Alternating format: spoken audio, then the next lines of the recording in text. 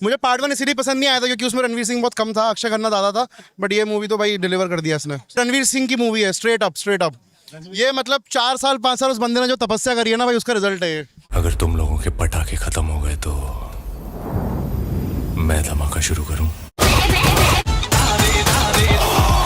एक ऐसा एक्टर जिसका करियर 2022 में ऑलमोस्ट खत्म मान लिया गया था। फिल्म थी सर्कस, एक ऐसी डिजास्टर जिसके बाद लोग ओपनली कह रहे थे कि अब ये वापस नहीं आएगा। बैक टू बैक फ्लॉप्स ने ऑडियंस का इंटरेस्ट धीरे धीरे खत्म कर दिया था और इंडस्ट्री के अंदर भी एक ही सवाल घूम रहा था, क्या इसका टाइम ओवर हो चुका है। हर तरफ डाउट था, कॉन्फिडेंस टूट चुका था और लग रहा था कि ये जर्नी यहीं रुक जाएगी। लेकिन कहानी यहीं खत्म नहीं होती। 5 दिसंबर 2025 को एक फिल्म आती है, धुरंधर। ना कोई सेफ फॉर्मूला, नो टिपिकल मसाला, बल्कि एक इंटेंस स्पाई थ्रिलर जिसने आते ही पूरा गेम बदल दिया, जिसका वर्ल्ड वाइड कलेक्शन 1300 करोड़ के पार चला गया। और ये सिर्फ नंबर का कमबैक नहीं था, बल्कि परसेप्शन का कंप्लीट रिवर्सल था। जो लोग कल तक डाउट कर रहे थे वही आज उसी एक्टर की तारीफ करने लगे। और अब मार्च 2026 में उसका सीक्वल धुरंधर दी रिवेंज थिएटर्स में चल रहा है। प्रीव्यूज ही 50 करोड़ नेट क्रॉस कर चुके हैं और ये फिल्म 2000 करोड़ क्लब तक पहुंच सकती है। लेकिन असली सवाल ये है कि कैसे एक लड़का जो स्कूल में क्रिकेट टीम के लिए रिजेक्ट हो गया था और बाद में अमेरिका में स्टारबक्स में काम करता था, वो आज बॉलीवुड का कमबैक किंग कैसे बन गया। ये सिर्फ एक सक्सेस स्टोरी नहीं है। आज हम बात करेंगे रणवीर सिंह की, लेकिन वो वर्जन नहीं जो आपने इंटरव्यूज या सोशल मीडिया पर देखा है। इस वीडियो में हम उनके रियल स्ट्रगल्स को समझेंगे जो हेडलाइंस तक नहीं पहुंचे। वो हिडन फैक्ट्स जानेंगे जो बहुत कम लोग जानते हैं। कुछ ऐसे कंट्रोवर्शियल मोमेंट्स पर बात करेंगे जिन्होंने उनकी इमेज को चैलेंज किया, और सबसे इम्पोर्टेंट उस माइंडसेट को डिकोड करेंगे जिसने उन्हें वापस टॉप पर लाके खड़ा कर दिया। क्योंकि ये जर्नी सिर्फ हिट्स और फ्लॉप्स की लिस्ट नहीं है, बल्कि एक इंसान के अंदर चल रही फाइट की कहानी है। और अगर तुम्हें लगता है कि डाउनफॉल के बाद कमबैक इम्पॉसिबल होता है तो इस स्टोरी को एंड तक जरूर देखना, क्योंकि आज जो तुम सुनोगे वो सिर्फ एक एक्टर की लाइफ नहीं बल्कि एक माइंडसेट का सच है। चलो शुरू करते हैं, लेकिन वीडियो में आगे बढ़ने से पहले वीडियो को लाइक और चैनल को सब्सक्राइब जरूर करें।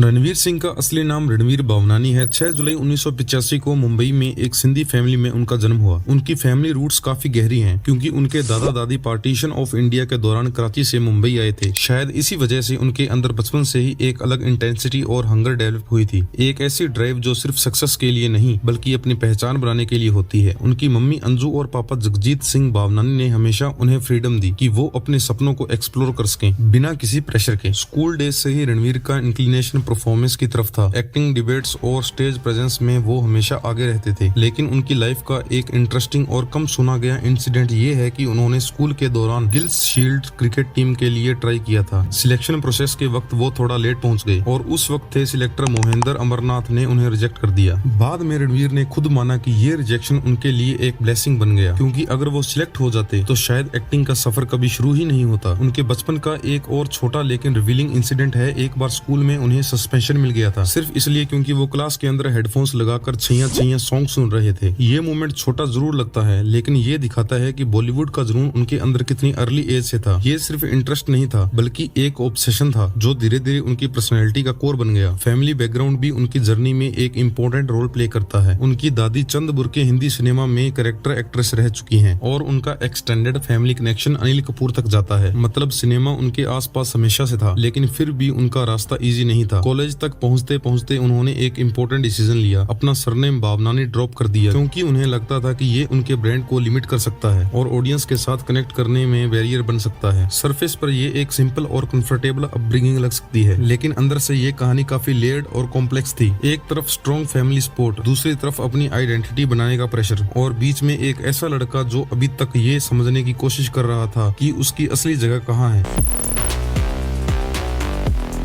रणवीर सिंह ने मुंबई के HR college of commerce and economics से पढ़ाई की, लेकिन उस वक्त तक उन्हें ये क्लियर हो चुका था कि एक्टिंग में ब्रेक मिलना इतना आसान नहीं होगा। इसी वजह से उन्होंने अपना फोकस क्रिएटिव राइटिंग की तरफ शिफ्ट किया और फिर एक बोल्ड डिसीजन लिया। अमेरिका चले गए। वहां उन्होंने इंडियाना यूनिवर्सिटी ब्लूमिंगटन से टेलीकम्युनिकेशंस में बीए की डिग्री ली। साथ ही थिएटर को माइनर सब्जेक्ट के रूप में चूज किया ताकि एक्टिंग का कनेक्शन कभी टूट ना जाए। अमेरिका में लाइफ ग्लैमरस बिल्कुल नहीं थी। अपने खर्च निकालने के लिए उन्होंने स्टारबक्स में पार्ट टाइम जॉब की जहां वो सर्वर का काम करते थे। इतना ही नहीं, एक्स्ट्रा इनकम के लिए अपने रूम से बटर चिकन तक बेचते थे। ये वो फेज था जो अक्सर कहीं मेंशन नहीं होता, क्योंकि ज्यादातर जगह सिर्फ सपना देखने वाला लड़का दिखाया जाता है, लेकिन असली ग्राइंड यही छुपा हुआ है। इंडिया वापस आने के बाद उन्होंने कॉर्पोरेट रूट लिया और Ogilvy and Mather, J Walter Thompson जैसे बड़े एजेंसीज में कॉपीराइटर के रूप में काम किया। साथ ही असिस्टेंट डायरेक्टर बनने की भी कोशिश की। पोर्टफोलियो बेचते रहे, ऑडिशंस देते रहे, लेकिन रिजल्ट तुरंत नहीं मिला। फ्रस्ट्रेशन बढ़ रही थी, लेकिन उन्होंने रुकना नहीं चुना। फिर 2010 में एक कॉल आता है यश राज फिल्म से। फिल्म थी बैंड बाजा बारात, जिसे डायरेक्ट किया था मनीष शर्मा ने। कहानी सिंपल थी। बिट्टू शर्मा एक स्मॉल टाउन वेडिंग प्लानर जो चाउस के बीच अपनी जर्नी और प्यार दोनों डिस्कवर करता है। फिल्म का बजट लगभग 15 करोड़ था और world wide collection around 24 crore रहा, लेकिन ये एक स्लीपर हिट साबित हुई। इस फिल्म के लिए रणवीर ने film fair best male debut award जीता और यहीं से उनका नाम इंडस्ट्री में इस्टेब्लिश हो गया। लेकिन सच ये है कि ये सिर्फ एक शुरुआत थी, क्योंकि असली स्ट्रगल अभी भी खत्म नहीं हुआ था।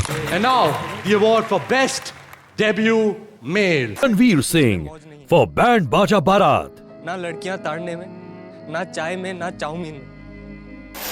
Reason for living is here tonight. Mom, Dad, my beautiful sister Ritika. Guys, this is all you. Thank you. Thank you very much.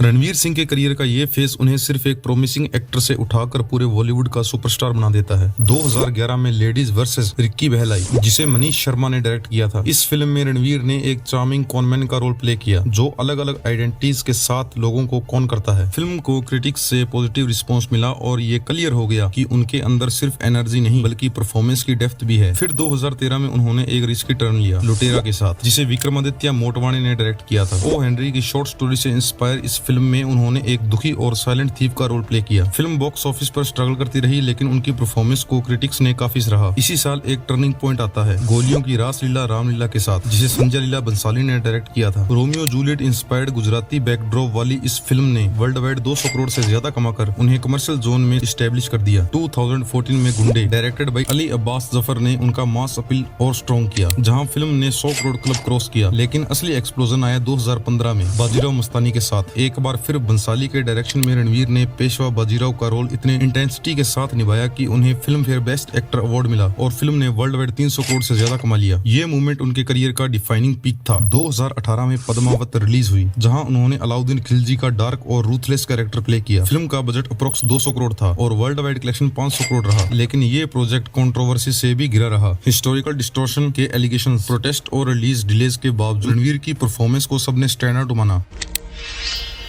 ये जंग दो सूलों से लड़ी होती ना होती। जंग का एक ही उसूल है राहुल, जीत। इसी साल उन्होंने एक कंप्लीट कॉन्ट्रास्ट दिखाया सिम्बा में, जिसे रोहित शेट्टी ने डायरेक्ट किया था। ये फिल्म 2015 में आई जूनियर एनटीआर की ब्लॉकबस्टर फिल्म टेम्पर का ऑफिशियल रीमेक थी। एक करप्ट कॉप जो बाद में ट्रांसफॉर्म होता है। इस कमर्शियल एंटरटेनर ने 400 करोड़ कलेक्शन करके उनकी मास पॉपुलैरिटी को नेक्स्ट लेवल पर पहुंचा दिया। 2019 में गली boy directed by Zoya Akhtar ने उनकी वर्सटैलिटी को ग्लोबल स्टेज तक पहुंचा दिया। मुंबई के अंडरग्राउंड रैपर मुराद के रोल में उन्होंने इतनी ऑथेंटिसिटी दिखाई कि film Berlin international film festival तक पहुंची और मल्टीपल अवार्ड्स जीते, जिसमें उनका बेस्ट एक्टर फिल्म फेयर भी शामिल था। फिर 2021 में 83 डायरेक्टेड बाय कबीर खान में उन्होंने कपिल देव का रोल प्ले किया। फिल्म का बजट काफी हाई था और बॉक्स ऑफिस पर एक्सपेक्टेड परफॉर्मेंस नहीं दे पाई, लेकिन उनकी एक्टिंग को फिर भी क्रिटिकली अप्रिशिएट किया गया। ये पूरा फेज एक चीज क्लियर करता है, रणवीर सिर्फ एक टाइप के एक्टर नहीं रहे। रोमांटिक लवर से लेकर intense warrior, ruthless villain, street rapper और मास एंटरटेनर तक उन्होंने हर जेनर में अपनी पहचान बनाई। Around the age of 15, I sort of abandoned my dream of becoming an actor and I pursued becoming a copywriter. So I tried to join a theatre group. No theatre group wanted me. I faced a lot of rejection, a lot of humiliation. It was a difficult period. I had dedicated my life to this and it just seemed like it would never happen. I don't know what was driving me. I think it was just self-belief. I believed that I was good. And one day I got a call and they said, it's for this audition. And they were actually looking for a new face. This is it. This is the day you've been waiting for.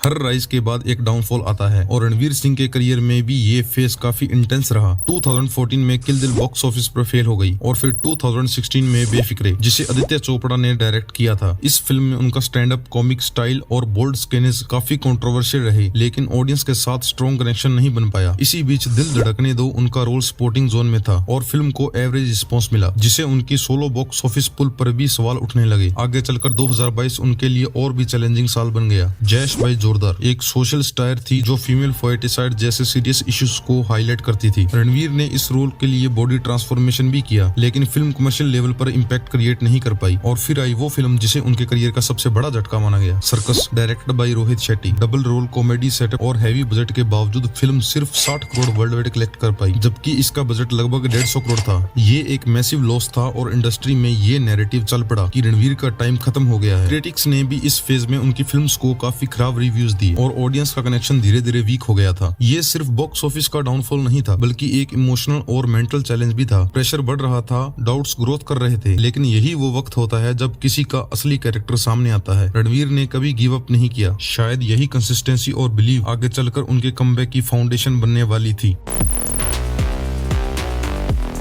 Of screen Ranveer Singh बिल्कुल अलग ही energy carry करते हैं, एक ऐसी personality जो screen के बाहर भी उतनी ही लाउड, वाइब्रेंट और अनप्रेडिक्टेबल है। 2012 के अराउंड उनकी लव स्टोरी शुरू हुई दीपिका पादुकोण के साथ, जब दोनों गोलियों की रामलीला पर काम कर रहे थे। ये रिलेशनशिप धीरे धीरे स्ट्रॉन्ग बॉन्ड में बदला और फिर 2018 में दोनों ने इटली के लेक कोमो में शादी की, जहाँ कोंकणी और सिख दोनों रिचुअल्स फॉलो किए गए। सितंबर 2024 में उनकी बेटी दुआ का जन्म हुआ, जिससे उनकी पर्सनल लाइफ एक नए फेज में एंटर कर गई। लाइफस्टाइल की बात करें तो रणवीर का style completely over the top है। हर इवेंट पर उनका फैशन स्टेटमेंट अलग होता है। ब्राइट कलर्स, बोल्ड आउटफिट्स और एक्सपेरिमेंटल लुक्स जो उन्हें क्राउड से इंस्टेंटली अलग बनाता है। उनकी एनर्जी ऑलमोस्ट कांस्टेंट हाई पर रहती है और वो जहां भी जाते हैं वहां पॉजिटिविटी स्प्रेड करते दिखते हैं। हाँ, कभी कभी रणवीर ऑफ स्क्रीन ऐसी चीजें कर देते हैं जिससे ऑडियंस को थोड़ी निराशा भी होती है, लेकिन यही उनकी इंडिविजुअलिटी का पार्ट है जो उन्हें मेमोरेबल बनाता है। एक इंटरेस्टिंग और कम जाना गया फैक्ट ये है कि रणवीर सिर्फ एक्टिंग तक लिमिटेड नहीं है। उन्होंने मार्च 2019 में अपना इंडिपेंडेंट म्यूजिक लेवल इंक लॉन्च किया, जिसका एम अंडरग्राउंड और इंडिपेंडेंट आर्टिस्ट को प्लेटफॉर्म देना है। ये उनकी क्रिएटिव साइड को दिखाता है जो कैमरा के सामने से बाहर भी काम करती रहती है। पर्सनल लेवल पर रणवीर काफी फैमिली ओरिएंटेड इंसान माने जाते हैं। वो अपनी फैमिली को प्रायोरिटी देते हैं। और एक छोटी सी बात जो उनकी इमोशनल साइड को रिफ्लेक्ट करती है, उनकी मम्मी को ये बिल्कुल पसंद नहीं है कि वो ऐसे कैरेक्टर्स प्ले करें जिसमें उनका कैरेक्टर फिल्म में मर जाता है। शायद इसीलिए उनके चॉइसेस में कहीं न कहीं ये सेंसिटिविटी भी दिखाई देती है। इन सब चीजों का कॉम्बिनेशन उन्हें सिर्फ एक सुपरस्टार नहीं बनाता, बल्कि एक रिलेटेबल और रियल इंसान बनाता है, जिसे ऑडियंस सिर्फ एडमायर नहीं बल्कि कनेक्ट भी करती है।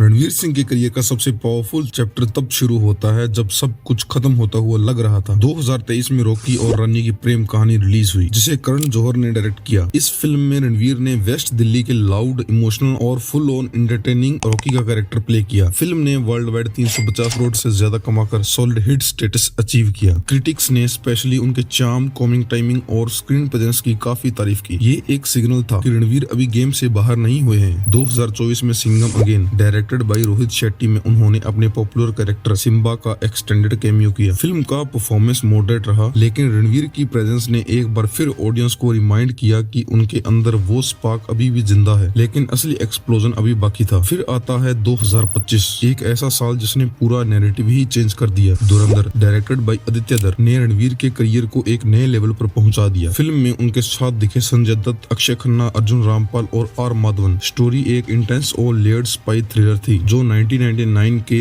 IC-814 हाईजैकिंग के आफ्टरमैथ से शुरू होती है, जहां रणवीर का कैरेक्टर हमजा अली मजारी अंडरकवर कराची के लियारी एरिया में घुसकर गैंग पॉलिटिक्स और टेररिज्म नेटवर्क्स को इन्फिल्ट्रेट करता है। कहानी आगे बढ़ते हुए 2001 इंडियन पार्लियामेंट अटैक और 2008 के 26/11 मुंबई अटैक जैसे मेजर इवेंट से कनेक्ट भी होती है, जो इसे सिर्फ एक फिल्म नहीं बल्कि एक हाई स्टेक्स मिशन बना देती है। लगभग 225 करोड़ के बजट पर बनी इस फिल्म ने world wide 1300 crore plus collection किया, जिसमें इंडिया नेट ही 800 करोड़ के ऊपर था। ये सिर्फ एक ब्लॉकबस्टर नहीं थी, बल्कि उस साल की सबसे बड़ी हिंदी फिल्म बन गई। सबसे इम्पोर्टेंट बात ये थी कि ये कमबैक सिर्फ नंबर्स का नहीं था, ये ट्रस्ट का कमबैक था, जहां ऑडियंस ने फिर से रणवीर पर बिलीव करना शुरू किया। और अब 2026 में स्टोरी और आगे बढ़ रही है। धुरंधर दी रिवेंज के साथ सेम डायरेक्टर, सेम यूनिवर्स, लेकिन स्टेक्स और भी हाई। इस बार कैरेक्टर जसकीरत सिंह रंगी एक डीपर रिवेंज मोड में दिख रहा है, जहां पर्सनल और नेशनल दोनों कॉन्फ्लिक्ट्स एक साथ कोलाइड करते हैं। फिल्म ने सिर्फ 7 दिनों में ही 1000 करोड़ क्लब पार कर लिया है, वो भी एक ए रेटेड मूवी के लिए। ये अचीवमेंट अपने आप में बहुत बड़ी बात है। इन नंबर्स ने ये क्लियर कर दिया है कि ये सिर्फ एक सीक्वल नहीं, बल्कि एक फिनोमिनन है, और आगे चलकर ये मूवी 2000 करोड़ क्लब में शामिल हो सकती है। आपको बता दें कि इससे पहले आमिर खान की दंगल है, जिसने 2000 करोड़ का कलेक्शन किया था, उसमें भी वो यूए रेटिंग की मूवी थी। उससे भी बड़ी बात, उस मूवी का मैक्सिमम कलेक्शन चाइना से आया था। ये पूरा फेस एक चीज प्रूव करता है, डाउनफॉल परमानेंट नहीं होता। अगर टैलेंट, पेशेंस और सेल्फ बिलीव हो, तो वही डाउनफॉल एक दिन सबसे बड़ा कमबैक बन सकता है। रणवीर सिंह की ये जर्नी इसी बात का लिविंग प्रूफ है।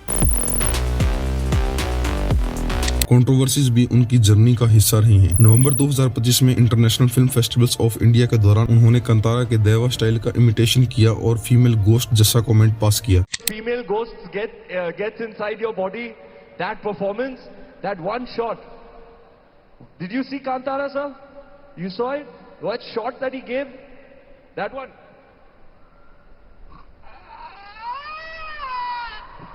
जिसके बाद कुछ लोगों ने इसे कल्चरल सेंटीमेंट से जोड़कर ऑब्जेक्शन रेज किया और कंप्लेंट भी फाइल हुई। इससे पहले पद्मावत के टाइम पर भी उन्हें प्रोटेस्ट और थ्रेट्स का सामना करना पड़ा था, लेकिन हर बार ये सिचुएशन उन्हें तोड़ने की बजाय और स्ट्रॉन्ग बनाती गई। पर्सनैलिटी लेवल पर रणवीर हमेशा एक क्यूरियस और एक्सप्रेसिव इंसान रहे हैं। वो चीजों को डीपली समझने की कोशिश करते हैं, लोगों से कनेक्ट करते हैं और एक पॉजिटिव ह्यूमैनिटी ड्रिवन अप्रोच रखते हैं। लाइफस्टाइल चाहे कितनी भी लग्जरियस क्यों न हो, लेकिन उन्होंने अपने रूट्स और अपनी जर्नी को कभी इग्नोर नहीं किया। शायद इसी वजह से उनमें एक रिलेटेबिलिटी आज भी बनी हुई है। दोस्तों, रणवीर की स्टोरी एक सिंपल लेकिन पावरफुल मैसेज देती है। लाइफ में फ्लॉप्स आएंगी, कंट्रोवर्सीज भी होंगी, लेकिन अगर पैशन जेन्युइन है और मेहनत कंसिस्टेंट है, तो कमबैक सिर्फ पॉसिबल नहीं बल्कि एपिक हो सकता है। सर्कस से लेकर धुरंधर तक का सफर सिर्फ बॉक्स ऑफिस नंबर्स का गेम नहीं है, ये एक माइंडसेट का एवोल्यूशन है। अगर आपको ये वीडियो पसंद आई हो तो लाइक, शेयर और सब्सक्राइब जरूर करें और कमेंट्स में बताएं कि आपका फेवरेट रणवीर सिंह मोमेंट कौन सा है। नेक्स्ट वीडियो में और भी डीप फैक्ट्स और अनहेर्ड स्टोरी के साथ मिलते हैं। तब तक के लिए टेक केयर, कीप ग्राइंडिंग। जय हिंद।